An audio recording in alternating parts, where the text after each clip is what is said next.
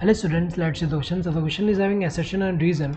We have to select the correct option regarding this assertion and reason whether these are correct or not. Assertion is the content of the nucleolus is continuous with the nucleoplasm. ये तो सही दिया हुआ है क्योंकि यहाँ पे अगर हम देखें जो न्यूक्लियस होता है वो हमें पता है कि डबल मेम्ब्रेन बाउंड स्ट्रक्चर है यहाँ पे। तो ये जैसे कि यहाँ पे न्यूक्लियस है, यहाँ पे अगर हम देखें न्यूक्लियस में यहाँ पे आउटर एंड इनर मेम्ब्रेन है, एंड ये अगर हम देखें जहाँ न्यूक्लियर पोर होता है वहाँ पे ऐसा फ्यूज रहते हैं।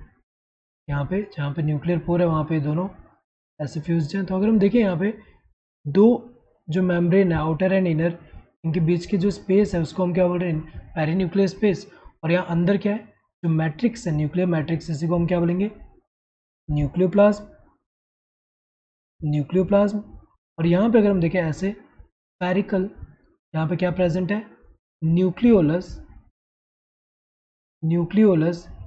और ये जो होता है यहाँ पे किसी मेम्ब्रेन से बाउंड नहीं है, यहाँ पे कंटिन्यूअस है न्यूक्लियोप्लाज्म के साथ।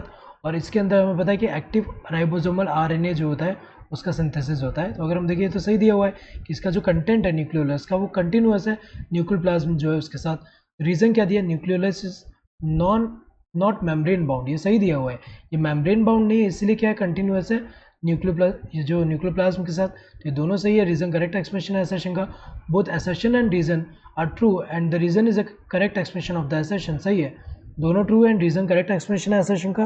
Both assertion and reason are true but the reason is not the correct expression of the assertion. तो ये जो है गलत दिया है क्योंकि रीजन तो करेक्ट एक्सप्रेशन है असर्शन का। Assertion is true but reason is false, गलत है क्योंकि रीजन जो है फॉल्स नहीं है, ट्रू है।